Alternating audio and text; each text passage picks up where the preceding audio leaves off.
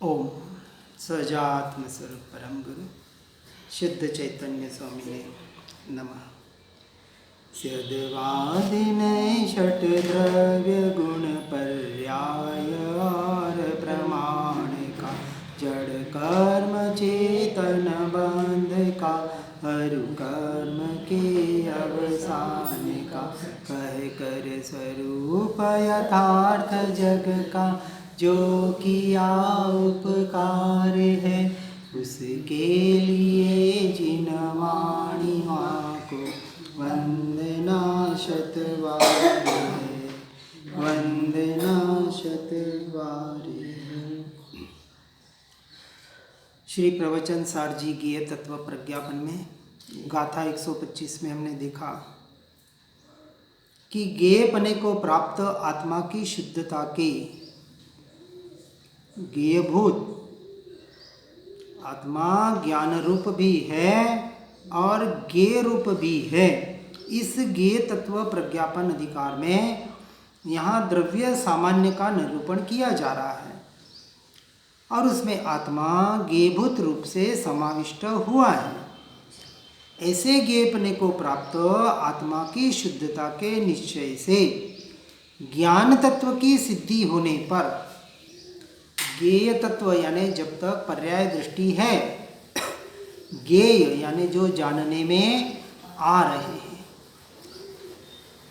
जब तक जानने का विषय पर द्रव्य पर भाव होंगे तब तक वह पर समय में है और जब वही गेय ज्ञान को जानता है तब वह स्व समय में आता है। यानी आत्मा ज्ञान तत्व की सिद्धि होने पर शुद्ध आत्म तत्व की उपलब्धि यानी अनुभव प्राप्ति होती है, प्राप्त की ही प्राप्ति होती है। इस प्रकार उसका अभिनंदन करते हुए अर्थात आत्मा की शुद्धता के निर्णय की प्रशंसा करते हुए धन्यवाद देते हुए द्रव्य सामान्य के वर्णन का उपसंहार करते हैं। अब किसको धन्यवाद दे रहे हैं? उस पर्याय को जो शुद्ध निश्चय नहीं का विषय है कि हे पर्याय अनादिकाल की ये पर द्रव्य पर भावों की पर समय में जो दृष्टि करने का अभ्यास हो गया था, अब स्त्री को वेद ज्ञान वेद विज्ञान के द्वारा पर्याय दृष्टि से हटकर हे पर्याय तूने अपने दृष्टि को द्रव्य पर किया इसलिए तुझे धन्यवाद है अपेक्षा से कथन किया गया है।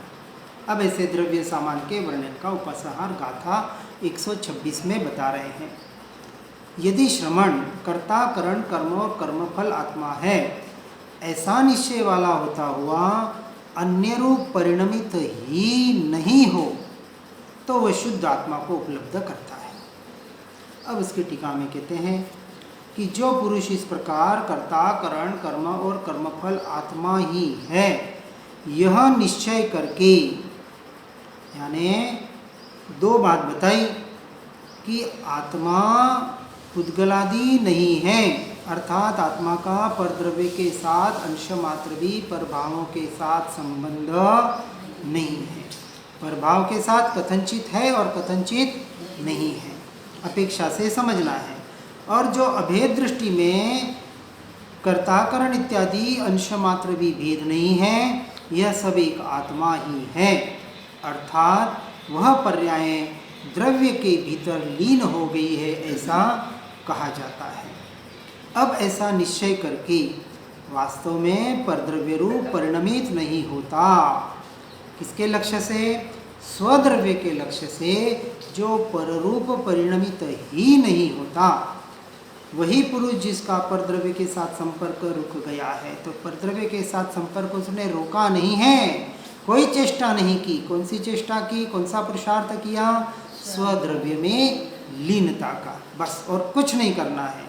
और जिसकी पर्याय द्रव्य के भीतर परलीन हो गई ऐसे शुद्धात्मा को उपलब्ध करता है, परंतु अन्य कोई पुरुष ऐसे शुद्ध आत्मा को उपलब्ध नहीं करता। यानी जो स्वद्रव्य की ओर उपयोग नहीं करता वो स्वद्रव्य को कभी उपलब्ध नहीं करता।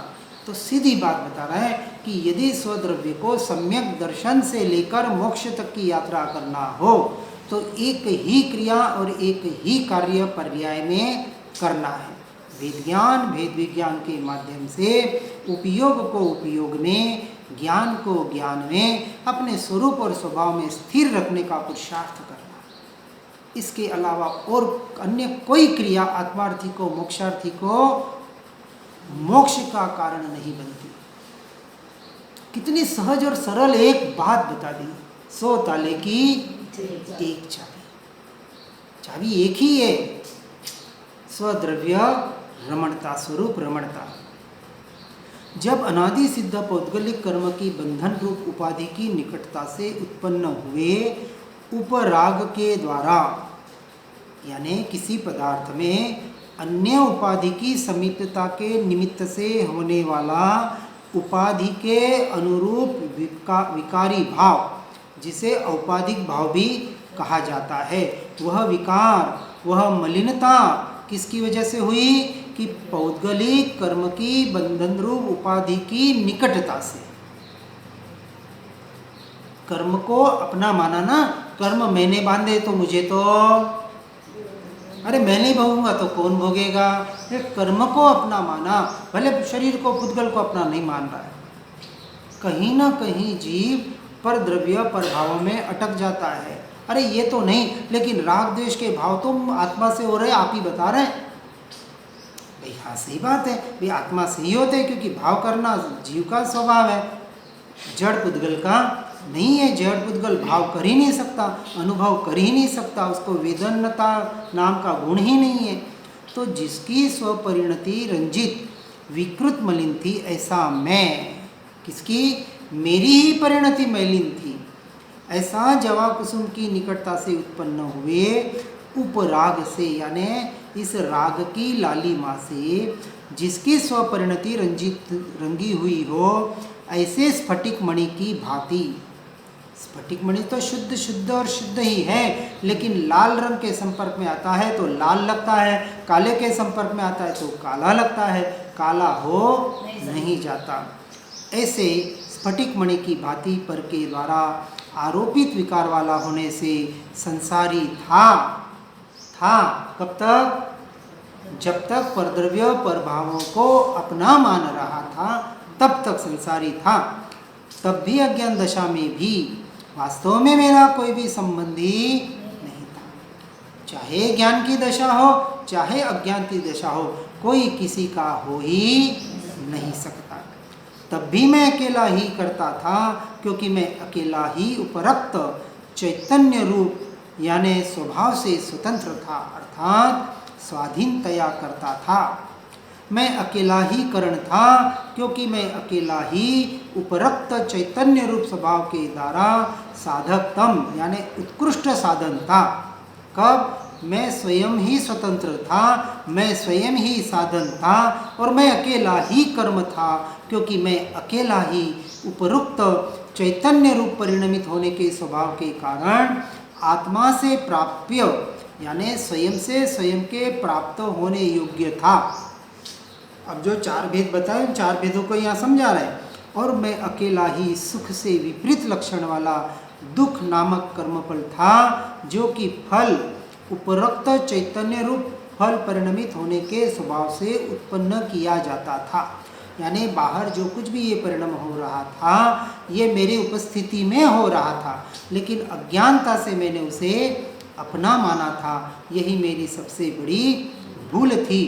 फिर भी उस भूल के काल में भी मैं तो अपने में ही था। ये जब स्वीकार होता है, जिस क्षण संकित प्रकट होता है, उसी क्षण अनंत दोष जड़ मूल से निर्मूल हो जाते हैं। कैसे? पहले जो पाप बांधे थे, आज जब तक जैसे संकित प्रकट हुआ, उसके पहले जो पाप बंधे थे, अब वो पाप नष्ट हुए या नहीं हुए? हाँ, देखो, पाप नष्ट हुए या नहीं हुए, लेकिन उन पापों को, उन पापों के परिणामों को यहाँ अपना मानना छूट जाता है। क्योंकि अनादि से मैं मूर्ख था, अज्ञानी था, मिथ्यात्व में था, पर द्रव्य पर भावों को, कषायों को, कर्म के फल को अपना मान रहा था। आज से अपना मानना छूट गया। उसी क्षण वो भले सत्ता में पड़े हैं तो पड़े हैं, अब उसने उससे अपना संबंध विच्छेद कर लिया, उससे डाइवर्स ले लिया। क्या ले लिया? तलाक ले लिया। अब तलाक लेने के बाद क्या पति पत्नी एक दूसरे को अपना मानते हैं? है, दोनों जिंदा है, दोनों के परिवार जिंदा है, लेकिन दोनों के परिवार वापस कैसे हो गए? अलग के अलग हो गए, झगड़े शुरू हो गए, जो भी होना है हो। अब जैसे ही इस जीव द्रव्य ने इस पुद्गल द्रव्य को पर स्वसमय ने पर समय को संपूर्णतः भिन्न जान लिया, मान लिया, अनुभवन कर लिया। अब पर में पड़ा है, भले पड़ा है, इससे मुझे क्या? वो उसका काम उसकी योग्यता से करेगा, मुझे मेरा काम मेरी योग्यता से करेगा। अब उस कर्म, वो कर्म क्या फल देंगे, कैसे आएंगे, बांधे आएंगे तो आएंगे, जाएंगे तो जाएंगे, इससे मुझे क्या? अब वो वहाँ से निरंतर दूर दूर और दूर ही रहेगा। इसलिए अनादि सिद्ध पौद्गलिक कर्म की बंधन रूप उपाधि की निकटता के नाश से जिसकी सुविशुद्ध यानी सहज स्वाभाविक सपरिणति प्रकट हुई है, ऐसा मैं उस जवा कुसुम की निकटता के नाश से जिसकी सुविशुद्ध सहज स्वपरिणति प्रकट हुई हो, ऐसे स्फटिक मणि की भांति अब उस स्फटिक मणि से सारे ये पदार्थ हट गए। अब वो तो अपने शुद्ध स्वरूप में ही था और रहेगा, उसके स्वरूप को कोई बदल नहीं सकता। इसके जिसका पर के द्वारा आरोपित विकार रुक गया है, ऐसा होने से एकांततः मुमुक्षु केवल मोक्षार्थी हूँ। अब सच्चा मुमुक्षु वो बनता है। अभी भी मुमुक्षु दशा में अर्थात ज्ञान दशा में भी वास्तव में मेरा कोई भी नहीं है। यानी जब संकित प्रकट होता है उसी क्षण से पर द्रव्य, पर भाव, पर समय, उसे पर रूप मान्यता में टंकोत्कीर्ण हो जाते हैं कि ये तो पर ही है, मैं नहीं, मेरा स्वरूप नहीं। अब भी मैं अकेला ही करता हूँ क्योंकि मैं अकेला ही सुविशुद्ध चैतन्य रूप स्वभाव से स्वतंत्र हूँ, अर्थात स्वाधीनतया करता हूँ। मैं अकेला ही करण हूँ क्योंकि मैं अकेला ही सुविशुद्ध चैतन्य रूप स्वभाव से साधकतम हूँ। मैं अकेला ही कर्म हूँ क्योंकि मैं अकेला ही सुविशुद्ध चैतन्य परिणमित होने के स्वभाव के कारण आत्मा से प्राप्य हूँ। और मैं अकेला ही अनाकुलता लक्षण वाला सुख नामक कर्म फल हूँ, जो कि फल सुविशुद्ध चैतन्य रूप परिणमित होने के स्वभाव से उत्पन्न किया जाता है। अब सुख कहाँ से उत्पन्न होगा? स्वयं के जब तक स्वभाव पर, उस सुख स्वभाव पर, आनंद स्वभाव पर, ज्ञान स्वभाव पर, ऐसी जो अनंत गुण उस आत्मा में यानी मुझ में ही रहे हुए हैं, वहाँ जब तक जीव दृष्टि नहीं करेगा तब तक सच्चा सुख प्रकट होने वाला नहीं है।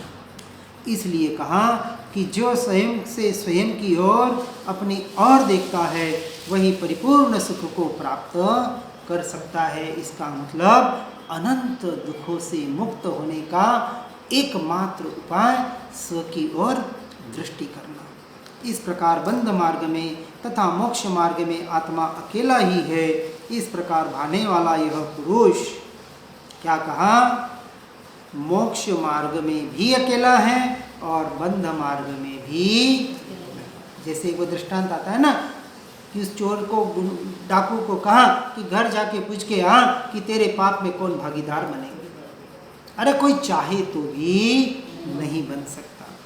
इसलिए जो आत्मा स्वयं को भाने वाला यह पुरुष परमाणु की भांति एकत्व भावना में उन्मुख होने से, अर्थात स्वयं के अनुभव करने में, स्वयं को समझने में, स्वयं को चिंतन करने में कि किसी जीव का अज्ञानी या ज्ञानी का पर के साथ संबंध नहीं है। बंध मार्ग में आत्मा स्वयं निज को निज से बांधता था और निज को अर्थात अपने दुख पर्याय रूप फल को भोगता था। अब मोक्ष मार्ग में भी आत्मा स्वयं निज को निज से मुक्त करता है और निज को अर्थात अपने सुख पर्याय रूप फल को भोगता है। पहले भी परद्रव्य का इस अपेक्षा से आत्मा को ही कर्ता भोक्ता कहा। अब जब उसने स्वयं के स्वरूप को समझ लिया तो अब वो कर्ता भोक्ता किसका बन रहा है? अपने स्वभाव का बन रहा है। ऐसे एकत्व को सम्यक दृष्टि जीव भाता है, अनुभव करता है, समझता है, उसका ही चिंतन करता है और मिथ्या दृष्टि इससे विपरीत भावना वाला होता है। अब अपन कहाँ है? इसका अपने को निर्णय करना है, दूसरे का निर्णय करने अपने को नहीं बैठना है कि कौन कहाँ है।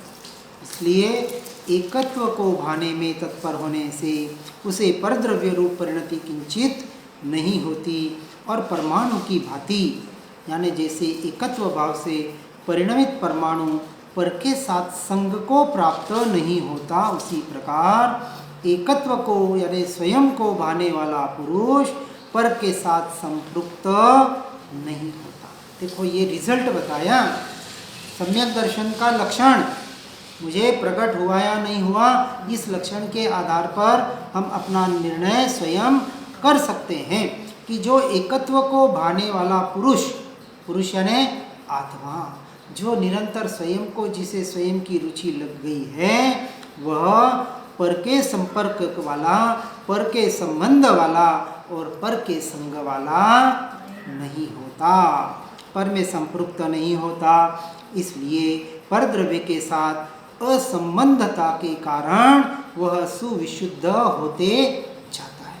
अब उसकी पर्याय में वो शुद्धि की वृद्धि गुणस्थानक की अपेक्षा से अपने आप होगी और कर्ता करण कर्म तथा कर्म फल को आत्मा रूप से भाता हुआ।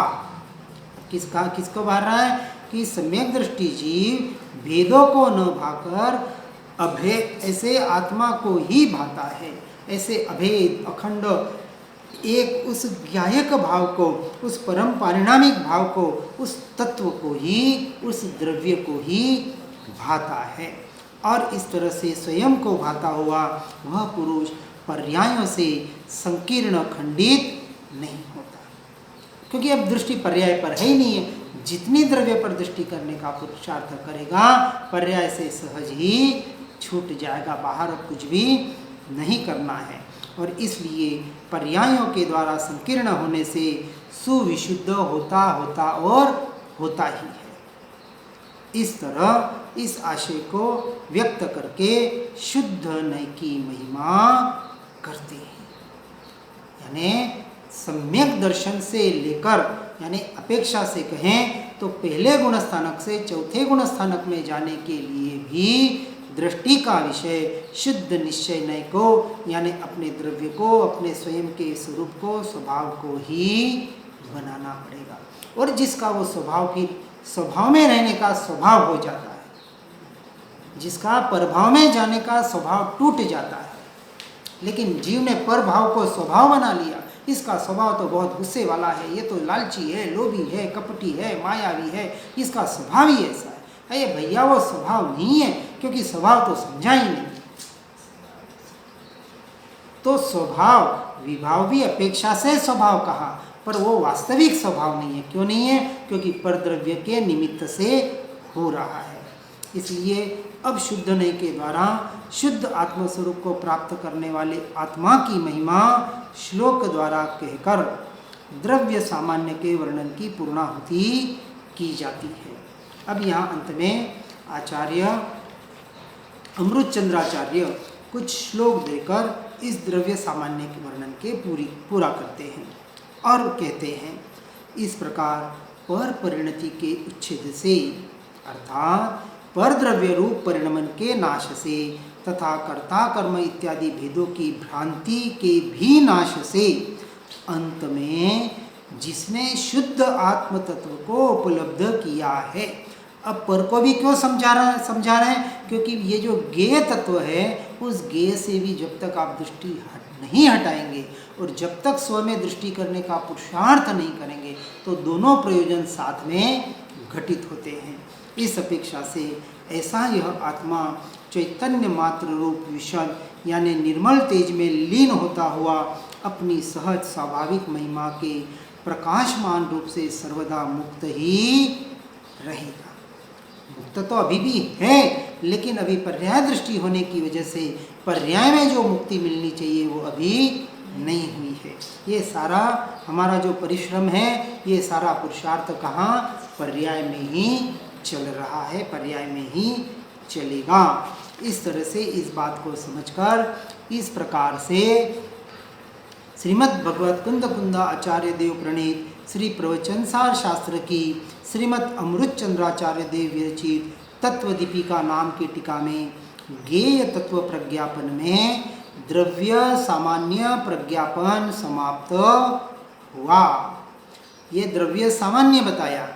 अब आगे की गाथाओं में द्रव्य विशेष का प्रज्ञापन करेंगे, यानी द्रव्य की विशेषता बताने का प्रयास आगे की गाथाओं में किया जाएगा।